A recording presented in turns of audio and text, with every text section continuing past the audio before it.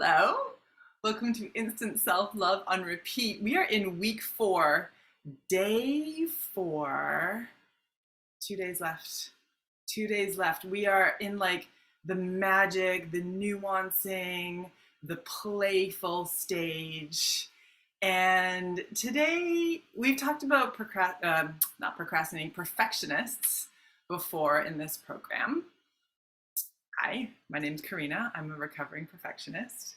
And one of the things that I know is that when I am right, I am not listening. When I am defending how I'm right, I am not connected to the truth of me. I am busy pushing all y'all and the world and our society.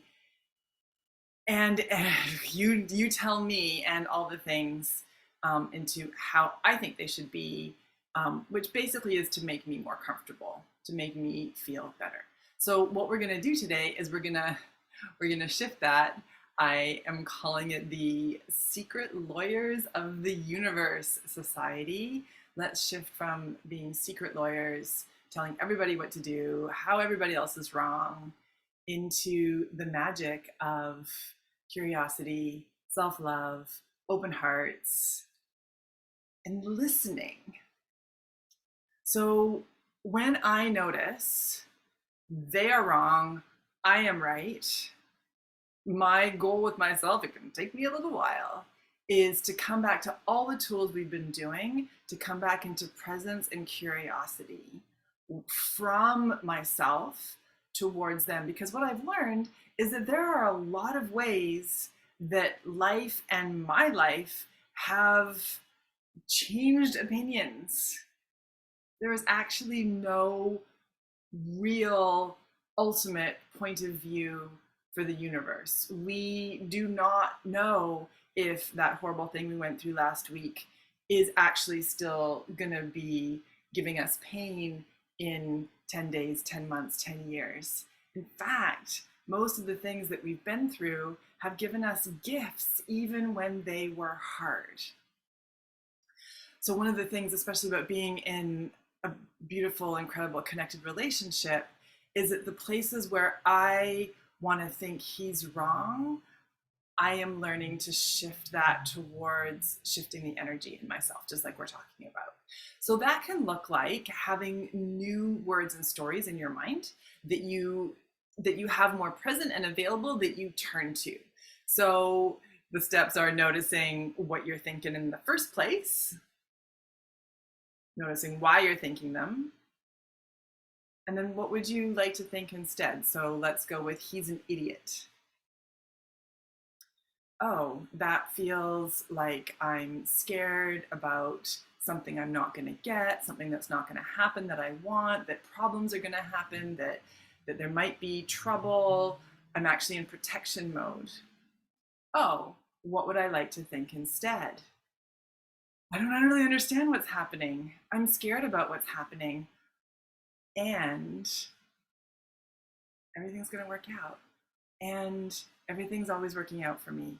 And we can figure it out together. And whatever it is that reflects the fear that you're having, that is the bigger truth that you can tap into. So when I think about, let me just gather my thoughts for a second. Where have I been wrong? Where have I been wrong? I am very willing to acknowledge where I've been wrong about a decision that other people have made. And when I'm willing to be wrong, let's say I've been doing really full out exercise and my body's exhausted and I'm frustrated and it's not working. And then I find out that when you're postmenopausal, your body doesn't have the estrogen to go full hard, full recovery. You need more like gentle, continuous workouts. Oh, I was wrong that I should do more harder to get more fit. It turns out that my body thrives more getting fit with like gentle, moderate activity that I do more consistently. anybody else, 1 to 2 workouts a week. I used to go super hard, take a big break. And now that I'm 51 and post-menopause, I am building a rhythm of exercising moderately every day. I've always walked a lot, but this is sort of like, especially since COVID, it's been a new learning curve of my daily routine since COVID, since menopause. So I was wrong. But now that I've learned this new way, oh, my body's healthier, I'm feeling more strong, I'm sleeping a bit better, like I'm not resisting exercise, I kind of look forward to it. Oh, I was wrong how I was doing it, and now I'm like, I've been working on this new way, and it's feeling like really amazing, actually. I'm really excited about it. What if that could be true for the people who frustrate you? What if that could be true for what's happening with politics? What if that could be true for things you don't understand in the world? And that middle part is where I took action. I didn't just keep either slamming my head against the wall if it's not working or become like a useless, collapsed lump. Well, that does happen sometimes. I was in the curiosity and the experiment of finding a new way. So if you haven't guessed by now, there's a calling, a letting go, and a calling in and a letting go. And so that brings us to our practice today of being willing to be wrong. Often requires some letting go.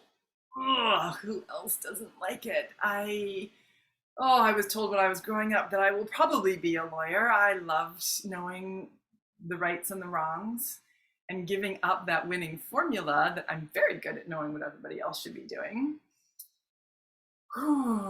Actually dropping that energy, dropping that story lets me connect more to the truth, the softness, the open-heartedness of who I really am and how I really want to be.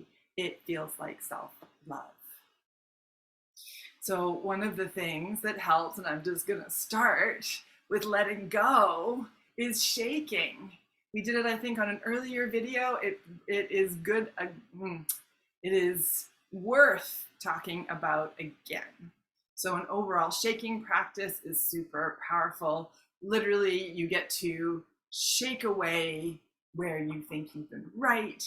You get to shake away caring that you look weird. You get to feel like you're the paint can that's like getting all of the juice and the things that you need. The nourishment is coming back into your body as you're letting go of the things that don't serve you. It is always valuable to feel that grounding in your feet. And whatever comes up, more perfectionism, more stories about am I doing right, more stories about I look weird, more stories about this is stupid, whatever the stories are, let them be part of what you let go of in this shaking. So I'm bending my knees, my arms want to move. Maybe you want to go slow and just come up and around. That's a kind of shaking too. I invite some kind of pace that feels like when you're shaking. What kinds of things do we shake? When you're shaking out something wet from the dishwasher, you don't shake it like that, right? You shake it and you shake. So I invite you to be in that shaking. It can feel more like polite and acceptable to be like, it's an exercise. I invite you to let it be a little bit weird and wild. And then the other thing that I love doing is it's actually a Qigong practice. I'm going to do it on my upper body, but I also do it on my lower body that I'll describe to you in a second. And it's really powerful for bringing the mind-body connection to yourself as you tap on your body. So this is not EFT, this is not emotional freedom technique. It is energetic flow. So it stills with the meridians and it's about bringing your focus. So is there anything else I want to describe? Let's just do it. Let's just do it. You're already here with me. So you lift up an arm and you start tapping as lightly or as firmly as works for you under your arm. So notice that when you tap on something, there's the tap and then there's the release. So my mind, keep bringing your mind, don't just like, bring your mind to the tapping and you have the impact and the release. You have a thought and you have the release. You have the energy and you have the release. So this is like a kind of stationary shaking. It's like a stationary massage, right? Or I'm picturing like women used to, doing kneading bread or doing the laundry in the stream, right? Rubbing out that dirt. It's kind of like rubbing out the dirt. So we're gonna go down here. Oh, I'm gonna see if I can go this a little bit lower. Down here, and then up, and then along. And then we're gonna scoop it all up and go like this. Okay, so here we go. So under your arms, and keep bringing your energy, your mind to, I can't even think if I'm doing it, to the hand, to the massage release, over. If you have from cello playing, I have still tight muscles here. If you feel some soreness, it feels like, ooh, that feels like good. Let it go a little bit longer. Coming over the meridians, then coming up your arm, and then scoop all that energy. And guess what? Let it go. Now I'm going to do the other side just so we feel balanced, because I've got you here. Down, around, keep bringing your mind to the part where you're touching your body. And touching your body, feeling your body. It's the both and the other side. And collect all that energy and let it go. Amazing. I like to shake out hands a little bit more. And then you're going to do your kidneys. Okay. All the way down the outside of your leg to your ankles, up the inside of your legs to your groin. And then lots of stuff collects in our hips. This is a nice slow one. If you like it slower. And as you keep connecting with the mind to this place, you're feeling in. Is that complete? Is there more that wants to release? If it feels good, I say keep going. Until something says that's enough. Just keep going if it feels good. Okay. So. Ooh, just take a little notice. Close your eyes. How does your body feel now? I feel more tingly. I feel more alive. I feel more awake. And I feel more open-hearted and curious. I'm feeling very uninterested in being right now. Very uninterested. I'm very curious about what's going to happen next. Got some beautiful things that I'm building. And what I'd love is I'd love to offer that if you're loving what you're feeling right now and you'd like more of it, maybe you felt like 5 or 10% better, but you can still feel places in your body where you are feeling stuck or charged or limited in a way that feels like you are hanging on to your protection.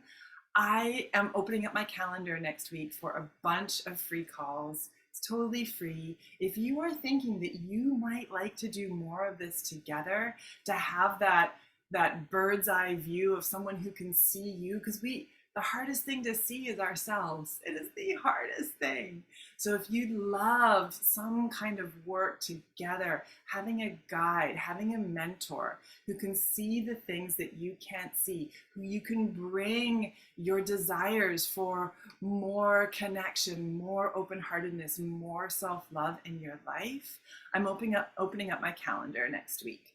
So I'm going to stop the recording because this will be in the show notes. And thank you so much for joining me on our second to last call for Instant Self-Love on Repeat. Stop the recording.